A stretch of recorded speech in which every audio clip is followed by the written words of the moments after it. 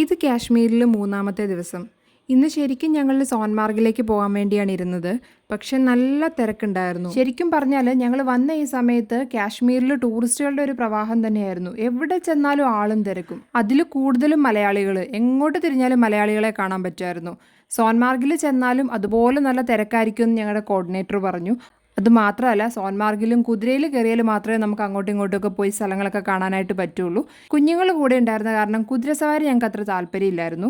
അപ്പോൾ പിന്നെ കോർഡിനേറ്റർ തന്നെയാണ് പറഞ്ഞത് സോൻമാർഗിന് പകരം ദൂത് പത്രിയിലേക്ക് പോകാമെന്ന്. ദൂത് പത്രി വളരെ മനോഹരമായിട്ടുള്ളൊരു സ്ഥലമാണ്. പക്ഷേ മിക്ക കാശ്മീർ പാക്കേജുകളിലും പഹൽഗാം, ഗുൽമാർഗ്, സോൻമാർഗ്, ശ്രീനഗർ കൊടുക്കുന്നത് കൊണ്ട് തന്നെ ഈ ദൂത് പത്രിയിലേക്ക് അധികം ആൾക്കാർ പോകാറില്ല. ദൂത് പത്രിയുടെ പ്രത്യേകത ഇതുപോലെ വളരെ മനോഹരമായ മെഡോസ് ആണ് പോകുന്ന വഴി മുഴുവൻ. അങ്ങ് ദൂരെ മഞ്ഞു പുതച്ച മലനിരകൾ കാണാം.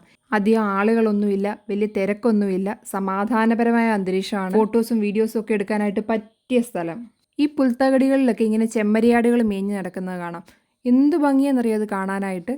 നമ്മൾ ചില കഥപുസ്തകങ്ങളിലൊക്കെ കണ്ടിട്ടുള്ള പോലെ, അല്ലെങ്കിൽ ചില ഹിന്ദി സിനിമകളിലൊക്കെ കണ്ടിട്ടുള്ള പോലത്തെ ഒരു കാഴ്ച. ദൂത് പത്രിയിലേക്ക് പോകുന്നപ്പോൾ സംശയിച്ചാണ് പോകുന്നത് കൊള്ളാമോ ഇല്ലയോ എന്ന്. പക്ഷെ ഇവിടെ വന്ന് കണ്ടപ്പോൾ ഒരുപാട് ഇഷ്ടപ്പെട്ടു. ഇവിടെയും പാർക്കിങ്ങിൽ വണ്ടി ഇട്ട് കഴിഞ്ഞാൽ ഒരു 1.5 കിലോമീറ്റർ ഉണ്ട് റിവറിന്റെ അടുത്ത് വരെ എത്താനായിട്ട്. അപ്പോൾ ടൂറിസ്റ്റുകളെ അങ്ങോട്ട് കൊണ്ടുപോകാനായിട്ട് കുതിരക്കാരൊക്കെ ഇവിടെ റെഡിയായിട്ട് നിൽപ്പുണ്ട്. പിന്നെ ഇവിടെ ATV ഉണ്ട്.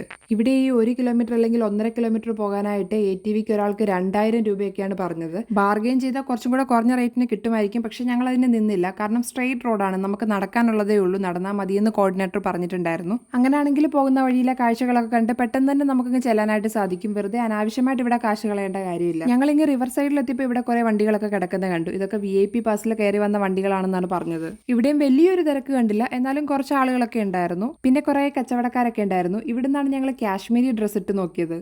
ദൂത് പത്രി എന്ന് പറഞ്ഞാൽ വാലി ഓഫ് മിൽക്ക് എന്നാണ് മീനിങ്. ഇവിടെ നദി പാല് പോലെ പതഞ്ഞൊഴുകും. ഇപ്പൊ വെള്ളം തീരെ കുറവാണ്. പക്ഷെ നല്ല വെള്ളമുള്ള സമയത്താണെങ്കിൽ പാൽ ഒഴുകുന്ന പോലെ തോന്നും.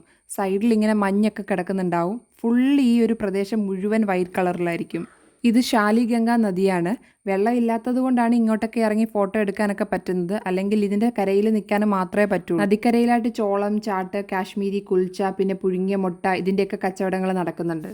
പിന്നെ ഇവിടെ നിന്ന് ഒരു കാശ്മീരി സ്പെഷ്യൽ റോള് കഴിച്ചിട്ടുണ്ടായിരുന്നു, ഒരു വെജ് റോള്. വേവിച്ച ഉരുളക്കിഴങ്ങും ഒരു സ്പെഷ്യൽ ചട്നിയൊക്കെ വെച്ചിട്ടുള്ളൊരു റോള്. ഇത് കാശ്മീരിലെ എല്ലായിടത്തും കിട്ടുന്ന ഒരു ഐറ്റമാണ്. തിരിച്ചു പോരുന്ന വഴി ഞങ്ങളുടെ മെഡോസിലൊക്കെ ഒന്ന് ഇറങ്ങി. എന്തു ഭംഗിയാണെന്നറിയോ, പറഞ്ഞറിയിക്കാൻ പറ്റില്ല. കാശ്മീരിന്റെ സൗന്ദര്യം മുഴുവനായിട്ട് നമുക്കവിടെ കാണാൻ പറ്റും. പച്ചവിരിച്ച പുൽത്തകിടികളും ചെമ്മരിയാടിന്റെ കൂട്ടവും ബാക്ക്ഗ്രൗണ്ടിൽ മഞ്ഞുപുതച്ച മലനിരകളും, അങ്ങനെ വളരെ ഭംഗിയുള്ളൊരു ലൊക്കേഷൻ. ഇവിടെ നിന്ന് ഞങ്ങൾ കുറേ ഫോട്ടോസും വീഡിയോസും ഒക്കെ എടുത്തു. അപ്പോഴേക്കും ചെറിയൊരു മഴ പെയ്തു. അതുകൊണ്ട് തൊട്ടടുത്തുള്ള മെഡോസിലൊന്നും ഇറങ്ങാതെ ഞങ്ങൾ നേരെ ശ്രീനഗറിലേക്ക് പോന്നു. പോരുന്ന വഴി കാശ്മീരിന്റെ സ്പെഷ്യൽ ഹൽവ പറാത്ത കഴിച്ചു. ഇതുപോലെ വലിയ റൊട്ടിയും റവ കൊണ്ടുള്ള ഹൽവയും ചേർത്ത് കഴിക്കുന്നത് കാശ്മീരികളുടെ ഒരു സ്പെഷ്യലാണ്. പിന്നെ ഇവിടെ തന്നെ ലോട്ടസിന്റെ സ്റ്റെമ്മിന്റെ ഫ്രൈയും പിന്നെ ഗ്രീൻ പീസിന്റെ ഫ്രൈയും ഒക്കെ ഉണ്ടായിരുന്നു. ലോട്ടസ് സ്റ്റെം ഫ്രൈ എനിക്ക് ഭയങ്കരമായിട്ട് ഇഷ്ടപ്പെട്ടു. പിന്നെ ഒരു കാശ്മീർ സ്പെഷ്യലാണ് വാൾനട്ട് ഫഡ്ജ്.